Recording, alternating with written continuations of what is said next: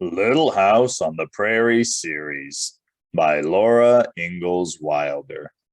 Book 5 By the Shores of Silver Lake. Chapter 10 The Wonderful Afternoon. Early every morning, while Laura washed the breakfast dishes, she could look through the open door and see the men leaving the boarding shanty and going to the thatched stable for their horses. Then there was a rattling of harness and a confusion of talking and shouts, and the men in teams went out to the job, leaving quietness behind them. All the days went by, one like another. On Mondays, Laura helped Ma do the washing and bring in the cleaning, scented clothes that dried quickly in the wind and sunshine. On Tuesdays, she sprinkled them and helped Ma iron them. On Wednesdays, she did her task of mending and sewing, though she did not like to. Mary was learning to sew without seeing. Her sensitive fingers could hem nicely, and she could sew quilt patches if the colors were matched for her. At noon, the camp was noisy again, with all the teams and the men coming in to dinner.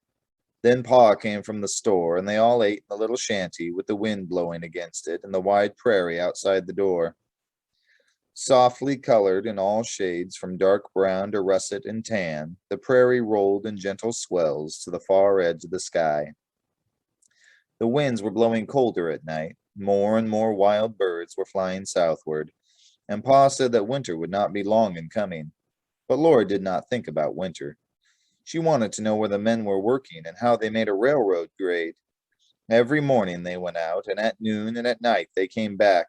But all that she saw of working was a smudge of dust that came up from the tawny prairie in the west. She wanted to see the men building the railroad. Aunt Docia moved into the camp one day, and she brought 2 cows. She said, "I brought our milk on the hoof, Charles. It's the only way to get any out here where there aren't any farmers." One of the cows was for Pa. She was a pretty, bright red cow named Ellen. Pa untied her from the back of Aunt Docia's wagon and handed the halter rope to Laura. "Here, Laura," he said. "You're old enough to take care of her. Take her out where the grass is good and be sure to drive down the picket pin good and firm." Laura and Lena picketed the cows not far apart in good grass. Every morning and every evening they met to take care of the cows. They led them to drink from the lake and moved the picket pins to fresh grass. And then they did the milking, and while they milked, they sang. Lena knew many new songs, and Laura learned them quickly. Together, while the milk streamed into the bright tin pails, they sang, "A life on the ocean wave, a home on the rolling deep. The pollywogs wag their tails, and the tears roll down their cheeks." Sometimes Lena sang softly, and so did Laura. "Oh, I won't marry a farmer. He's always in the dirt. I'd rather marry a railroad man who wears a striped shirt." But Laura liked the waltz songs best. She loved the Broom song, though they had to sing Broom so many times to make the tune swing. Buy a broom, buy a broom, broom. Buy a broom, broom, buy a broom, broom. Will you buy this wandering Bavarian a broom to brush off the insects that come to annoy you? You'll find it quite useful by night and by day. The cows stood quiet, chewing their cuds, as though they were listening to the singing until the milking was done. Then, with the pails of warm, sweet-smelling milk, Laura and Lena walked back toward the shanties. In the mornings, the men were coming out of the bunkhouse, washing in the basins on the bench by the door and combing their hair, and the sun was rising over Silver Lake. In the evenings, the sky flamed with red and purple and gold. The sun was set, and the teams and men were coming in, dark among the dusty road they had worn on the prairie, and singing. Then quickly Lena hurried to Aunt Docia's shanty and Laura to Ma's, because they must strain the milk before the cream began to rise and help get supper. Lena had so much work to do, helping Aunt Docia and Cousin Louisa, that she had no time to play. And Laura, though she did not work so hard, was busy enough. So they hardly ever met except at milking time. "If Pa hadn't put our black ponies to work on the grade," Lena said one evening, "you know what I'd do?" "No, what?" Laura asked. "Well, if I could get away and if we had the ponies to ride, we'd go see the men working," said Lena. "Don't you want to?" "Yes, I want to," Laura said. She did not have to decide whether or not she would disobey Pa, because they couldn't do it anyway. Suddenly, one day at dinner, Pa set down his teacup, wiped his mustache, and said, You ask too many questions, Flutterbudget. Put on your bonnet and come up to the store along about 2 o'clock. I'll take you out and let you see for yourself. "Oh, Pa!" Laura cried out. "There, Laura, don't get so excited," Ma said quietly. Laura knew she should not shout. She kept her voice low. "Pa, can Lena go too?" We will. "We will decide about that later," said Ma. After Pa had gone back to the store, Ma talked seriously to Laura. She said that she wanted her girls to know how to behave, to speak nicely in low voices and have gentle manners and always be ladies. They had always lived in wild, rough places, except for a little while on Plum Creek, and now they were in a rough railroad camp, and it would be some time before this country was civilized. Until then, Ma thought it best that they keep themselves to themselves. She wanted Laura to stay away from the camp and not get acquainted with any of the rough men there. It would be all right for her to go quietly with Pa to see the work this once, but she must be well behaved and ladylike, and remember that a lady never did anything that could attract attention. "Yes, Ma," Laura said. "And Laura, I do not want you to take Lena," said Ma. "Lena is a good, capable girl, but she is boisterous, and Dosia has not curbed her as much as she might. If you must go there, where those rough men are working in the dirt, then go quietly with your Pa and come back quietly and say no more about it." "Yes, Ma," Laura said, but what, Laura?" Ma asked. "Nothing," said Laura. "I don't know why you want to go anyway," Mary wondered. "It's much nicer here in the shanty or taking a little walk by the lake." "I just want to. I want to see them building a railroad," Laura said. She tied on her sunbonnet when she set out and resolved to keep it tied on. Pa was alone in the store. He put on his broad-brimmed hat and padlocked the door, and they went out on the prairie together. At that time of day, when there were no shadows, the prairie looked level, but it was not. In a few minutes its swells hid the shanties, and on the grassy land there was nothing to be seen but the dusty track of the road and the railroad grade beside it. Against the sky ahead rose the smudge of dust, blowing away on the wind. Pa held onto his hat, and Laura bent her head in the flapping sunbonnet, and they trudged along together for some time. Then Pa stopped and said, There you are, Half Pint. They were standing on a little rise of the land. Before them, the railroad grade ended abruptly. In front of it, men with teams and plows were plowing onward toward the west, breaking a wide strip of the prairie sod. "Do they do it with plows?" Laura said. It seemed strange to her to think that men with plows went ahead into this country that had never been plowed to build a railroad. And scrapers, said Pa. Now watch, Laura. Between the plowing and the blunt end of the grade, teams and men were going slowly around in a circle over the end of the grade and back to cross the plowed strip. The teams were pulling wide, deep shovels. These were the scrapers. Instead of one long shovel handle, each scraper had two short handles, and a strong half hoop of steel curved from one side of the scraper to the other side. The team was hitched to this curve of steel.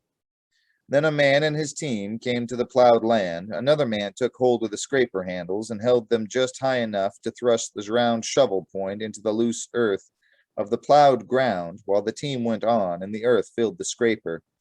Then he let go of the handles. The full scraper sat level on the ground, and the horses pulled it on round the circle, up the side of the grade. On the grade's blunt end, the men who drove the team caught hold of the scraper's handles and tipped the whole scraper over in a somersault inside the curving steel that the horses were hitched to. All the dirt was left right there, while the team drew the empty scraper down the grade and all around the circle to the plowed land again.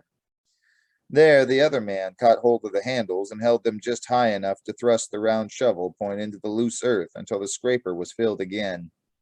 And on around the circle it came sliding behind the team, up the steep slope of the grade and somersaulting over again. Team after team came around the circle, scraper after scraper tipping over. The teams never stopped coming, the scrapers never stopped filling and tipping. All the loose soil was scraped from the plowed land. The curve widened out so that the scrapers passed over freshly plowed ground ahead, while the plow teams came back and plowed again the ground that had been scraped. "It all goes like clockwork," said Pa.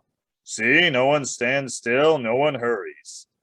When one scraper is filled, another is on the spot to take its place, and the scraper holder is there to grab the handles and fill it. The scrapers never have to wait for the plows, and the plows just go just so far ahead before they come back to plow again the ground that has been scraped. They're doing great work. Fred is a good boss." Fred stood on the dump watching the teams and scrapers circling, and the plows coming around inside the circle and moving out ahead of it again. He watched the dumping of the scrapers and the dirt rolling down, and with a nod or a word, he told each driver when to dump his scraper so that the grade would be even and straight and level. For every 6 teams, one man did nothing but stand and watch. If a team slowed, he spoke to the driver and he drove faster. If a team went too fast, he spoke to that driver, and that driver held his horses back. The teams must be spaced evenly, while they kept on going steadily around the circle, over the plowed land into the grade, and over it, and back to the plowed land again. 30 teams and 30 scrapers, and all the 4-horse teams and the plows, and all the drivers and the scraper holders, all were going round and round, all in their places, and all moving in time, there on the open prairie, just like the works of a clock, as Pa had said. And on the prow of the new railroad grade in the dust, Fred, the boss, kept it all going. Laura would never have tired of watching that, but farther west there was more to see. Pa said, "Come along, Half Pint, and see how they make a cut and a fill." Laura walked with Pa along the wagon track where the crushed dead grasses were like broken hay in the dust where wagon wheels had passed. Farther to the west, beyond a little rise in the prairie, more men were building another piece of the railroad grade. And the little dip beyond the rise, they were making a fill, and farther on, they were making a cut through higher ground. "You see, Laura," Pa said, "where the ground is low, they make the grade higher, and where the ground is high, they cut through it to make the grade level. A railroad roadbed has to be level as it can be for the trains to run on." "Why, Pa?" Laura asked. "Why can't the trains just run over the prairie swells?" There were no real hills, and it seemed a waste of hard work to cut through all the little rises and fill in all the little hollows just to make the roadbed level. "No, it saves work later on," Pa said. "You ought to be able to see that, Laura, without being told." Laura could see that a level road would save work for horses, but a locomotive was an iron horse that never got tired. "Yes, but it burns coal," said Pa. "Coal has to be mined, and that's work. An engine burns less coal running on a level than it does going up and down grades. So you see, it takes more work and costs more money now to make a level grade. But later on, there'll be a saving in work and money, so they'll be used for building something else." "What, Pa? What else?" Laura asked. "More railroads," said Pa. "I wouldn't wonder if you'll live to see a time, Laura, when pretty nearly everybody will ride on railroads and there'll hardly be a covered wagon left." Laura could not imagine a country with so many railroads, nor one so rich that nearly everybody could ride on trains. But she did not really try to imagine it, because now they had come to high ground where they could see the men working at the cut and the fill. Right across the prairie swell where the trains would run, the teams with plows and the teams with scrapers were cutting a wide ditch. Back and forth went the big teams, pulling the plows, and round went the teams hauling the scrapers, all steadily moving in time with each other. But here the scrapers did not go in a circle. They went in a long, narrow loop into the cut and out again at one end, and at the other end they went over the dump. The dump was a deep ditch at the end of the cut, and crossways to it. Heavy timbers shored up the sides of this ditch and made a flat platform over the top of it. There was a hole in the middle of this platform, and earth had been graded high on each side of the ditch to make a road level with the platform. Out of the cut came the teams steadily, walking one behind another, pulling the loaded scrapers. They went up the grade to the top of the dump, and they went across the platform. They passed over the hole, one horse walking on each side of it, while into the hole the driver dumped the scraper-loaded dirt. Going steadily on, down the steep grade and around, they went back into the cut to fill the scrapers again. All the time, a circle of wagons was moving through the dump, under the hole in the platform. Every time a scraper dumped its load, a wagon was under the hole to catch the dirt. Each wagon waited till 5 scraper loads had poured into it. Then it moved on, and the wagon behind it moved under the hole and waited. The circle of wagons came out of the dump and curved back to climb up over the end of the high railroad grade that was coming toward the cut. Every wagon, as it passed over the grade, dumped its dirt and made the grade that much longer. The wagons had no wagon boxes. They were only platforms with heavy planks. To dump the dirt, the teamster turned those planks over one at a time. Then he drove onward, down over the end of the fill and back in the endless circle, through the dump to be loaded again. Dust blew from the plows and the scrapers and from the dump and the end of the hill. A great cloud of dust rose all the time, up over the sweating men and the sweating horses. The men's faces and arms were black with sunburn and dust. Their blue and gray shirts were streaked with sweat and dust, and the horses' manes and tails and hair were full of dust, and their flanks were caked with muddy sweat. They all went on, steadily and evenly, circling into the cut and out while the plows went back and forth and circling under the dump, and back over the end to fill, and under the dump again. The cut grew deeper and the fill grew longer while the men and teams kept on weaving their circles together, never stopping. They never miss once, Laura marveled. Every time a scraper dumps, there's a wagon underneath to catch the dirt. That's the boss's job, Pa said. He makes them keep time just like they were playing a tune. Watch the boss and you'll see how it's done. It's pretty work. On the rise above the cut and on the end of the fill and along the circles, the bosses stood. They watched the men and the teams and kept them moving in time. Here they slowed one team a little, there they hurried another. No one stopped and waited. No one was late at his place. Laura heard the boss call out from the top of the cut, "Boys, move along a little faster." You see, Pa said.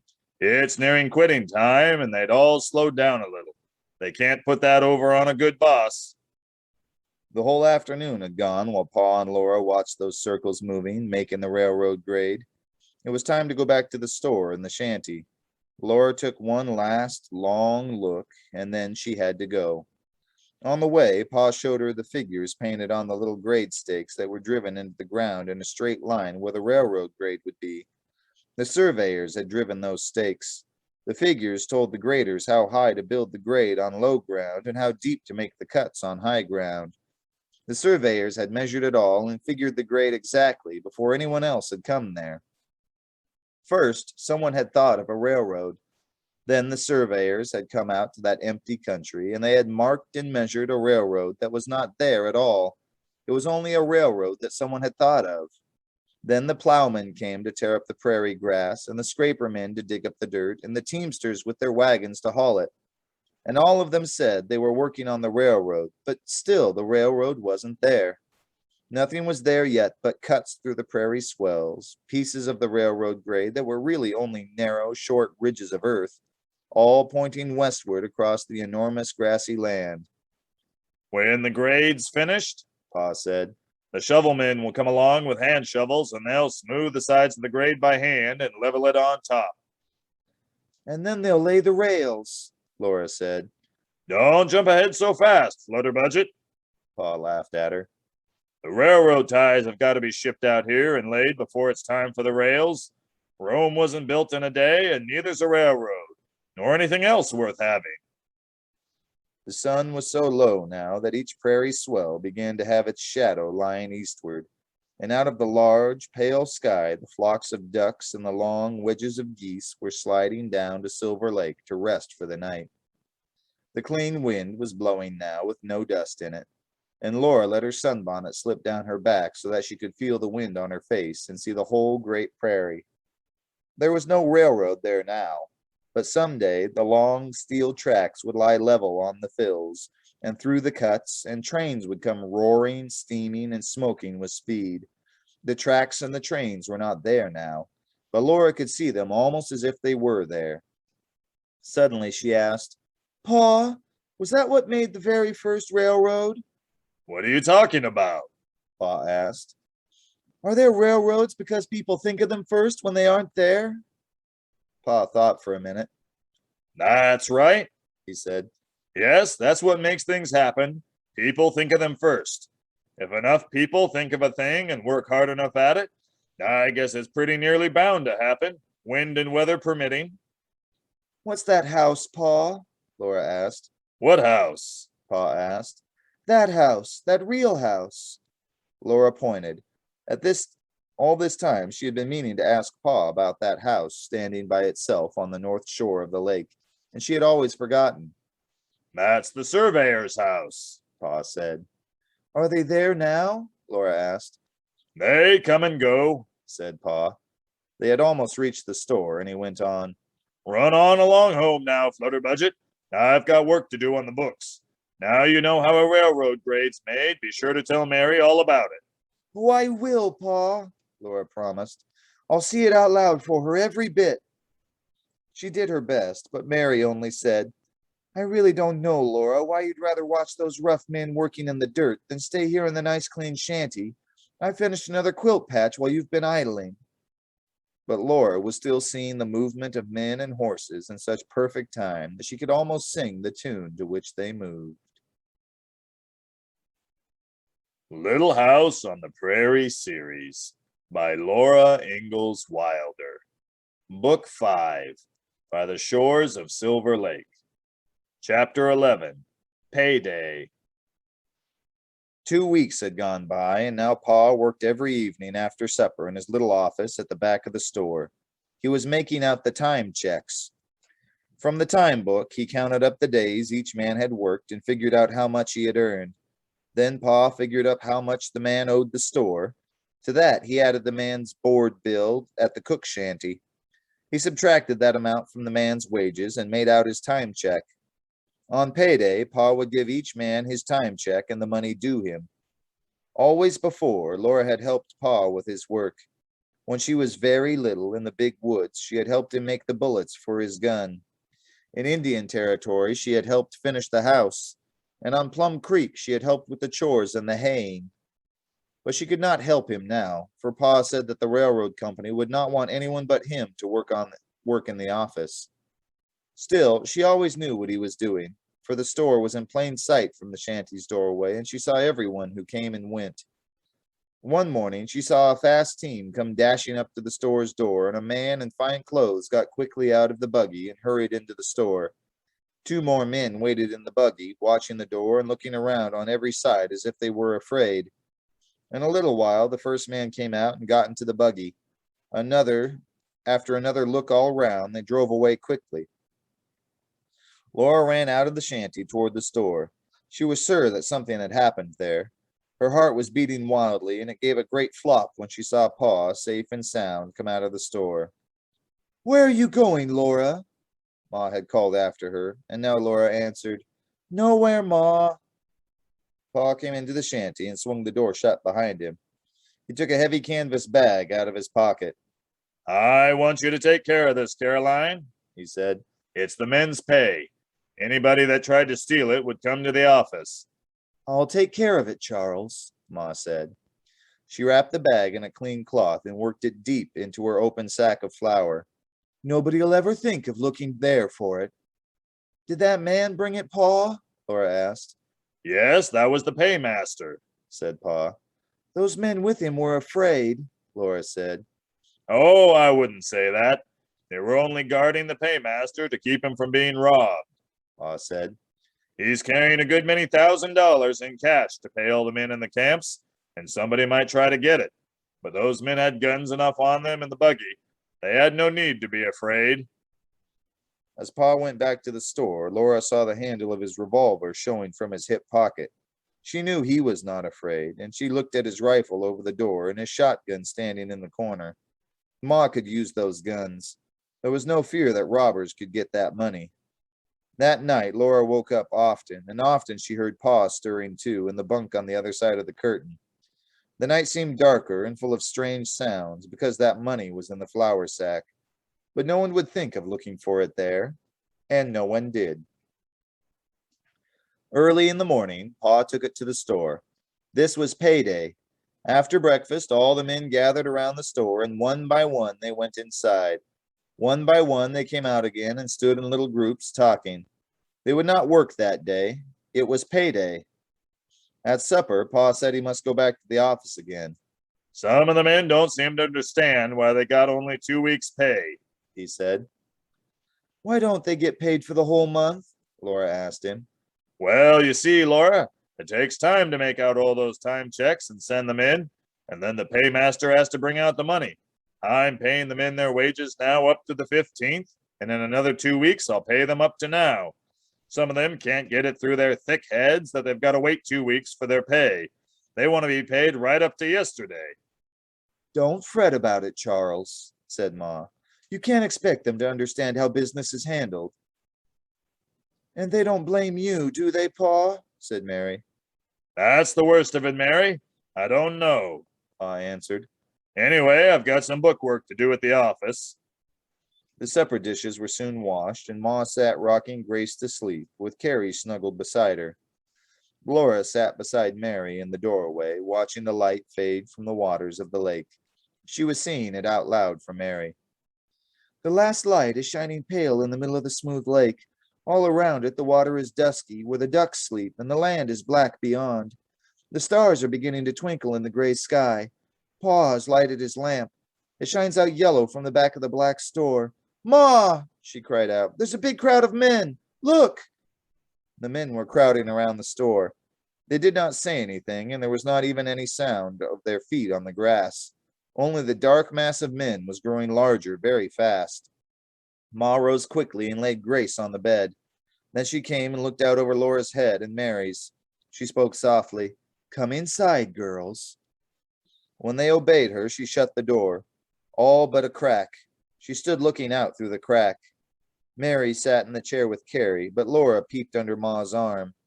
The crowd was close around the store. 2 men went up the step and pounded on the door. The crowd was quiet. The whole dusky twilight was quiet for a moment.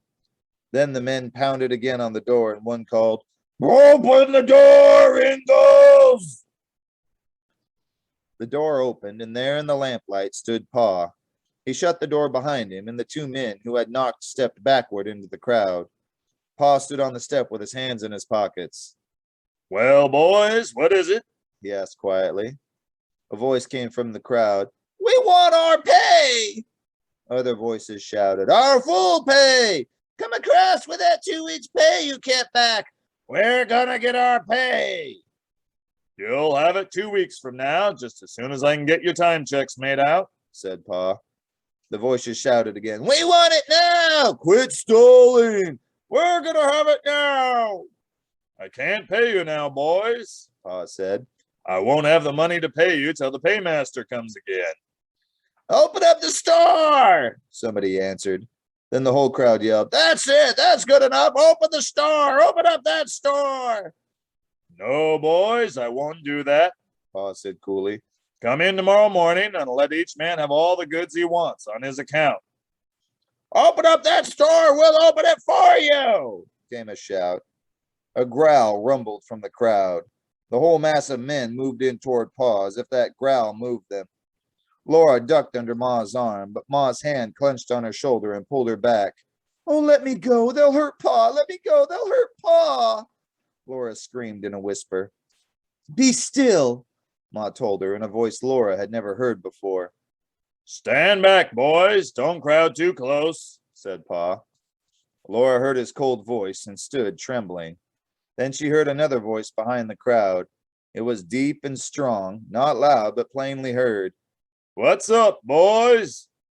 In the dark, Laura could not see the red shirt, but only Big Jerry was so tall. He stood head and shoulders above the shadowy figures of the crowd. Beyond them in the dusk was a pale blur that would be the white horse.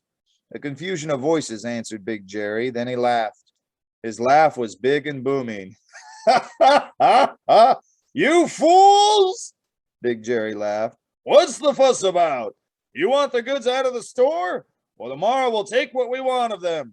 They'll still be here. Nobody will stop us when we get started. Laura was hearing rough language. Big Jerry was using it. What he said was all mixed with swear words and with other words she had never heard. She hardly heard them now because she felt all broken up. She felt as if everything was smashed like a dropped plate when Big Jerry took sides against Pa. The crowd was all around Big Jerry now. He was calling some of them in by their names and talking to them about drinking and playing cards. Some of the crowd went with him toward the bunkhouse. Then the rest of it broke into smaller pieces and scattered away in the dark. Ma shut the door. "Bedtime, girls," she said. Laura went trembling to bed as Ma told her to do. Pa did not come. Now and then she heard an outbreak of loud, rough voices from the camp, and sometimes singing. She knew she would not sleep till Pa came. Then her eyes opened suddenly. It was morning. Beyond Silver Lake, the sky was burning gold, and one line of red cloud lay across it. The lake was rosy, and wild birds flew up clamoring. The camp was noisy, too. All around the boarding shanty, the men were gathered in a milling crowd, talking excitedly.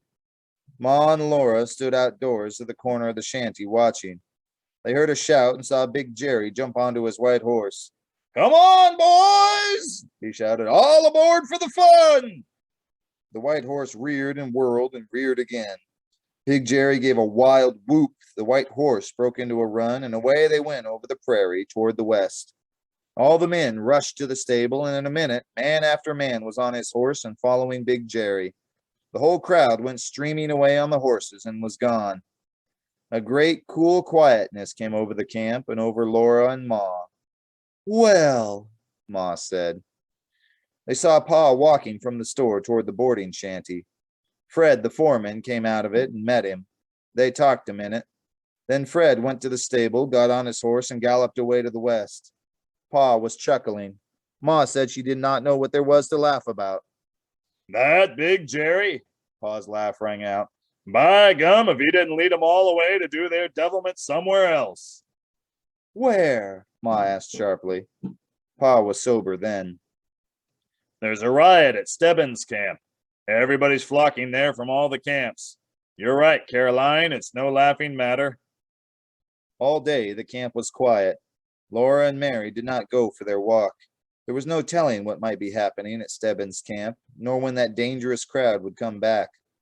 Ma's eyes were anxious all day. Her lips were tight, and now and then she sighed without knowing it. After dark, the men came, but they rode into camp more quietly than they had left it. They ate supper in the boarding shanty, and then they went to bed in the bunkhouse. Laura and Mary were still awake when Pa came late from the store. They lay quiet in their bunk and heard Pa and Ma talking beyond the lamplit curtain.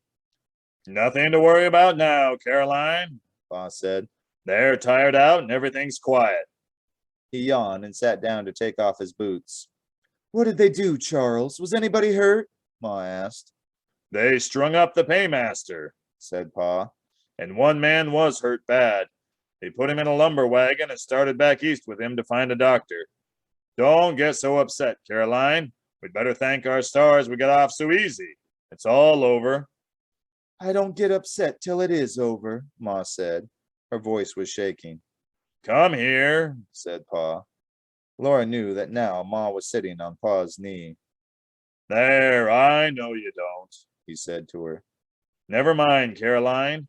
The grading's pretty near done. These camps will be closing down and gone before long, and next summer we'll be settled on the homestead." "When are you going to pick it out?" said Ma. "Quick as the camps close. I don't have a minute away from the store till then," said Pa. "You know that." "Yes, I know, Charles. What did they do about the men that killed the paymaster?" "They didn't kill him," Pa said. "It was this way. You see, it's the same at Stebbins' camp as here. The office is a lean-to at the back of the store. It has one door into the store, and that's all. The paymaster stayed in the office with the money and kept the door locked.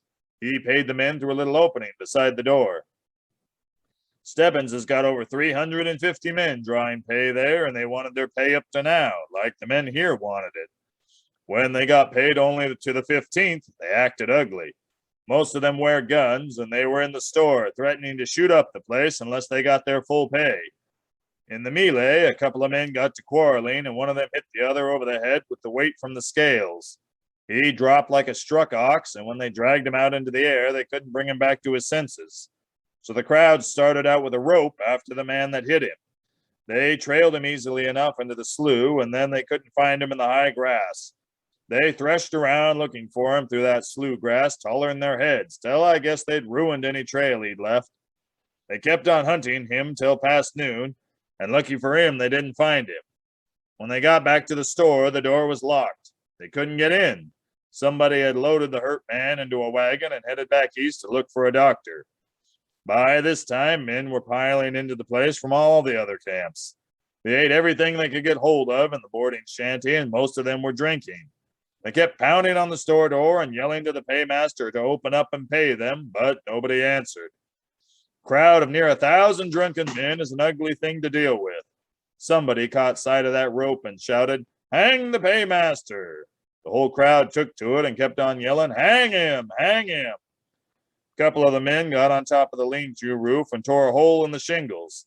They left the end of the rope dangling over the edge of the roof, and the crowd grabbed hold of it.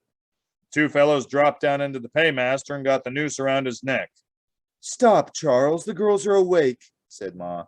"Pshaw, that's all there is to it," Pa said. "They hauled him up once or twice is all. He gave in." "They didn't hang him." "Not enough to hurt much.